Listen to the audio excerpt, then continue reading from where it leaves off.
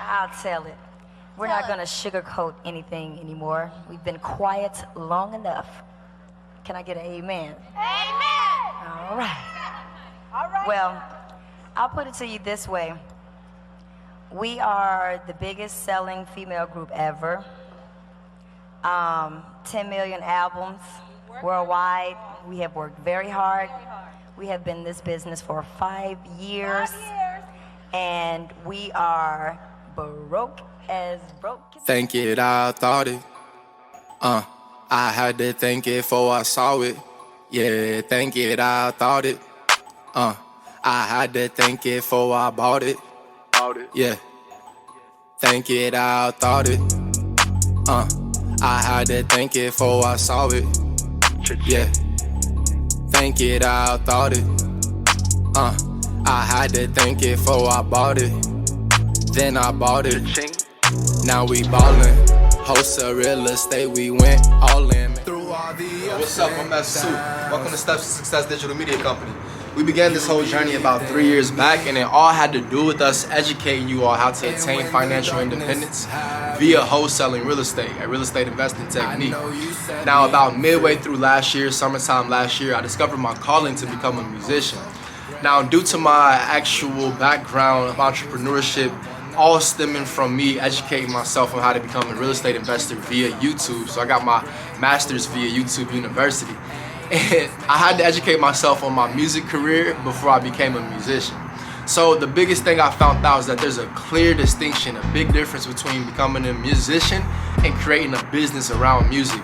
Now, in order to be successful in the long run, you should really understand both before you begin your career and invest your time and your resources into it.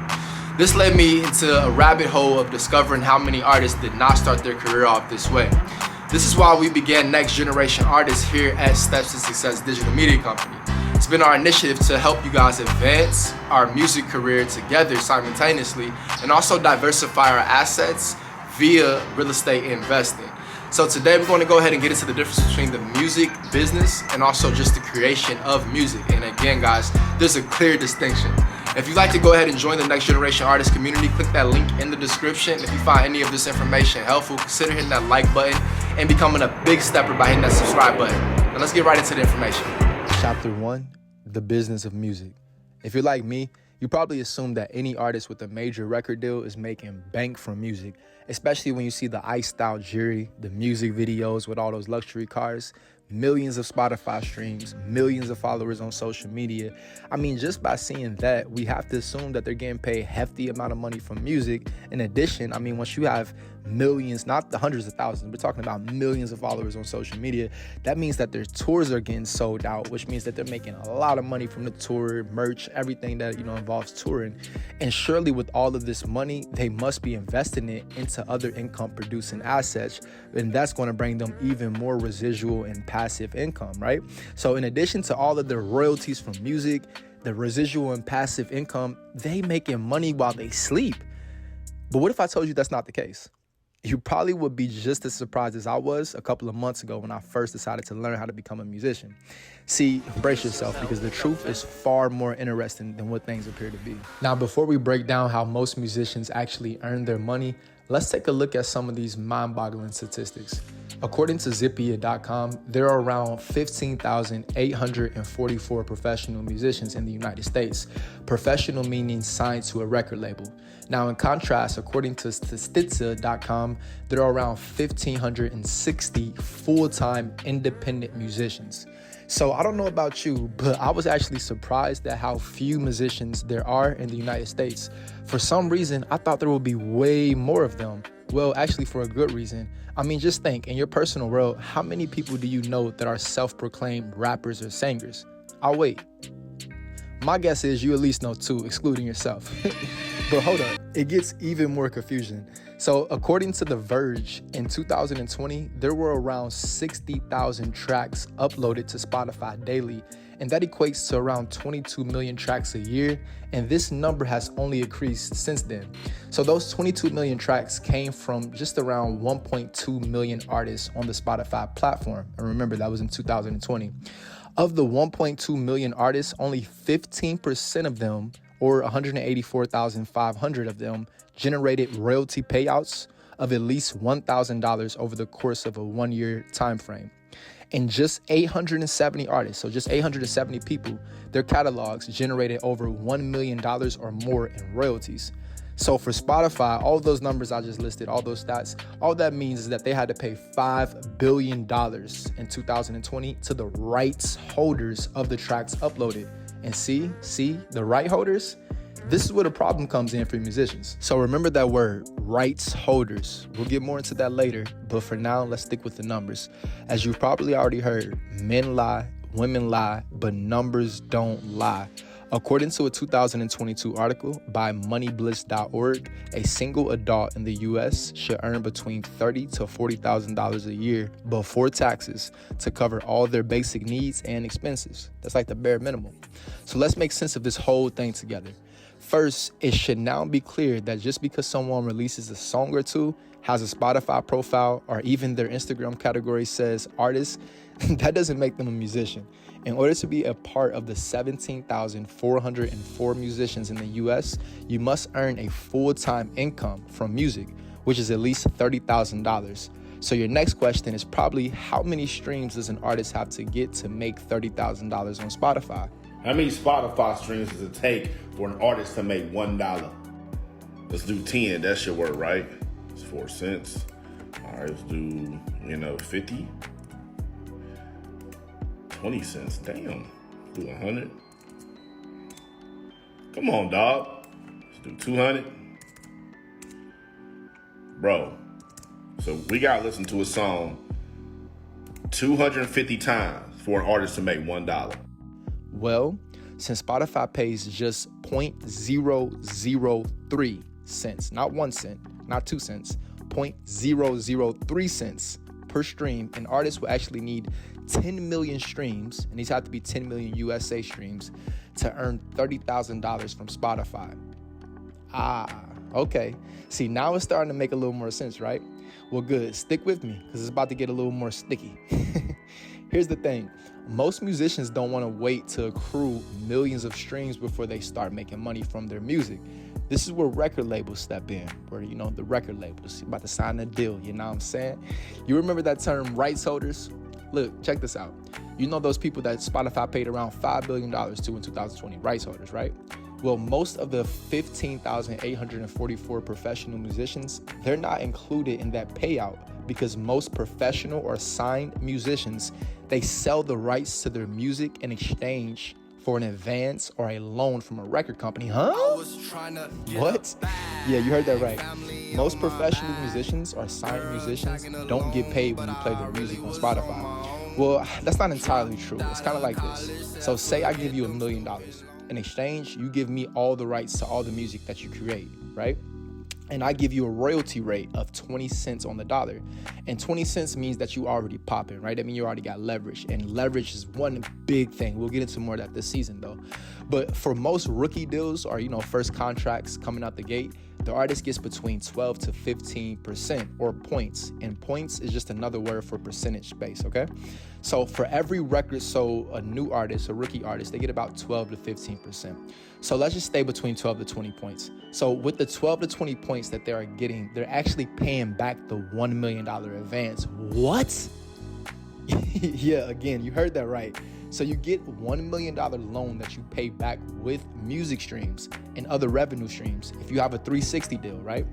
However, here's the kicker. Once they pay back the advance, the record label keeps the rights to their music and the artist continues to receive just 12 to 20 points for every record sold and 12 to 20% for every record sold. But here's another way of explaining it. No one should own you. No one should own your actions. No one should own your creations. But you. No bank gives a company a loan to start a company and walks away with the trademarks, walks away with the patents, walks away with the product, and owed the founder somewhere still paying off that and borrowing future earnings against future earnings. Against his patents or his trademarks. To try to get it back, but they don't never get it. You don't need to do that. You don't need to do that. You kind of give people like an idea, because I don't think a lot of people understand like how an advance works. And I think all those artists who give it's a loan. It's a loan. It's a shitty loan. It's a loan that very shitty. It's because if I finance a house for you, right? You buy a house. After you pay it back, you own the house, right? Mm-hmm. Yeah, even after that money is recouped, that's the worst. It's the worst shit. Yeah. So a loan is like advance is just a loan with, like you said, shitty terms. I know you original steppers really enjoyed that real estate analogy, so let's take it one step further. When you secure financing for a rehab project from a hard money lender or something to the similar, you don't get to keep most of the money in your account. So say if I got a $300,000 loan to buy and fix up a house, I would take around $100K out to buy the house, and most of the remaining $200K will be held in escrow, and the only way I can access it is by making what's called a draw from the escrow account. This is because the only way you can get a financial loan for a rehab from a financial institution is by having a scope of work that includes rehab estimates with specific milestones that will be reached by specific dates. After completing a milestone, somebody from the actual financial institution, they're going to come out and check your progress before you're allowed to make another draw from the escrow account. Now, check this out, guys. This is completely opposite when it comes to record labels loaning an artist money. They give the artist money to spend without any stipulations for the most part. But the overall theme is to spend the advance money to advance their music career. However, some artists don't do this, which contributes to their inability to recoup or re-up for another advance. From the record label perspective, this is like really a high risk, high reward investment, right? Think about it. See, when it comes to real estate, the best way to find a private money lender is to express to them that their investment is secured by the asset itself. So in other words, even if I miss a monthly loan payment, Mr. or Miss Investor, your money is secure because you have the option to come back and take your house via foreclosure, meaning you still have your initial capital you invested plus an equity position, even if, I decided to run off with your money. So even if the person you decided to invest in, even if they decided to run off with your actual loan or fail to make their payments, they can't really run off with any money because you have the asset. So you're really investing in the asset itself. But this isn't the case for a record label and artist relationship. The record label loans the artist money, and the artist could decide to stop making music the next day and spend the advance money on whatever they want to, for the most part. And that can happen and they get no consequences, right? Meanwhile, the record label or investor has just lost their investment overnight.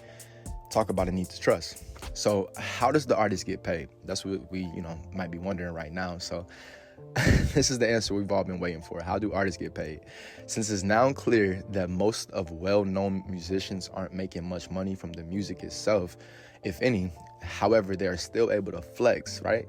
You still see artists out here flexing. So how is this happening? Well, the short answer is this, right? So it's from endorsements, sponsorships, touring, merchandise, overall brand awareness, and also features, right? People paying them for features. So this is a lot of things, but this is something I really want you guys to realize. Faithfully, you do realize it by now. Every artist in this video, they're part of that top $871 million music catalog earners, which is why you recognize them, right? And also the reason why we decided to use their face in this video. They are what's considered successful. They are the success in the music industry. They're successful, and truthfully, they're the reason I thought there were so many more musicians than what's been reported. However, after my research, I discovered there's only a few doing it at the top level, and it's not necessarily because they are the best, but they do have the most exposure, right? That's a major difference. So at this point, I imagine you're wondering two things. First, do I want a record deal? Second, what's the next generation artist? Well, to answer the first question, yes, I do want a record deal. And go ahead and join the journey and stay tuned in to the next generation artist movement to find out why. And next, what is a next generation artist? Well, hey, I'm glad you asked. See, when I claimed that most real estate investors earn more money than musicians, it wasn't addressed at the top 870 earners in music. Again, most of the artists you see in this video should have their business set up where they're earning multiple streams of income from multiple sources. I previously mentioned those sources, and also real estate is one of those sources. How you doing, ladies and gentlemen? I go by the name of Black Youngster, and I represent those three letters, C-M-G. Since I was a child, I always wanted to be like the Like I never want to be like just a rapper. I want to be like one of the greatest entertainers to ever do this shit. And like I want to be the greatest entertainer in the world. Homie, it's easy to get rich. Even if it take you to motherfucking save your money up or something, and like you can save to like 5,000, and you can go buy a used house in the neighborhood and turn around and put like another 2,500 to it to fix it up. Now you 7,500 in, and then you turn around, you go to the bank and tell the bank you need a loan. You 7,500 into the house, and you told the bank you need a loan. They fuck around, give you 15,000, 20,000. You take that, put that in your pocket, and go get another house. And you put somebody in that house you got the loan for, and they pay you rent every month. But they think they paying you rent every month, but the whole time they paying the bank the money back that you owe the bank. So you not paying it back. So like, I just want to teach you young niggas how to be a boss, bro, cause like. As you can see, it's nothing for an artist with an excess of cash flow to invest in real estate. In fact, it's beneficial for tax purposes. Also, it can increase their net worth, which will open up opportunities to capitalize on a line of credit to invest back into their business overall. And most importantly, it provides a source of passive income. Young Jock explains it best here. I'm not really in love with the music like that Exactly. anymore. Yeah. It's just it's a beautiful world. Don't get me wrong. I mean, when you getting that money, it's a beautiful thing. Do not get me wrong. But right now, you know, I'm able to be at home. I'm happy. I don't gotta get on the road to go get my money. You know, so I have to be away from my family and out my bed and sleep hotel to hotel, flight to flight, bus to bus, rental car to rental car to get my money. You know what I'm saying? And I'm not knocking it at all. It's a beautiful living, trust me. I'll tell you this. But you know how you just wake up one day and you have those certain understandings of who you are and what you want out of it?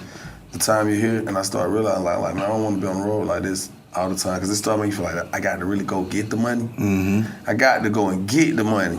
I got to leave everything that I may love at the moment behind to go and get the money.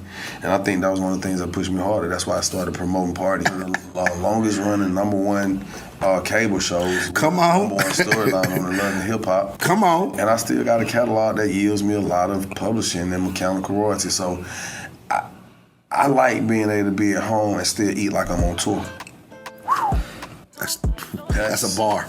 Ladies and gentlemen, that's a bar. I like being at home and still eating like I'm on tour. However, when it comes to aspiring musicians and even musicians who are earning around $30K a year, real estate investors are earning a substantial amount more with less effort, utilizing an investing technique called wholesale real estate or no money down real estate. This isn't to say that there's no effort involved, and I understand nothing can replace what you're passionate for. However, as a musician, if you're already consistent, self-motivated, and disciplined, you can start a wholesale real estate operation to fund your music career. If this sounds interesting, you should really join our email list to receive our daily newsletter. But just think, as you're performing shows and out on the road, you can hire a VA, a virtual assistant, to cold call for you and even train them to get the deal under contract for you. And the only thing you have to do is sign off on the contract and also have the pieces in place to get the deal to the closing table without you being personally involved at all. This will increase your cash flow and also start you off at the ground base of becoming a real estate investor. So look, in short, a next generation artist is educated on what it means to get a record deal.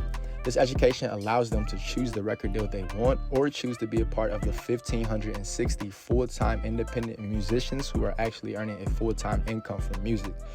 In either case, you're not only aware of what you're choosing, but you'll know why and how you will maximize the opportunity before you decide to commit to the journey itself. Now, for record labels, they will be able to be in business with a stepper who's betting on themselves, knows what they want, and ultimately knows why they want it. So what this ultimately means is that they're more likely to get their money back and earn more money from the talent, and also avoid the bitter artist scenario. Well, look, thanks for watching. And again, hit that like button if you found any of this information helpful or you just enjoy another Steps to Success production. Now, wait, before you leave, check out this clip. And as always, get to stepping, get to stepping, get to stepping. But I also think though you can outperform your contract.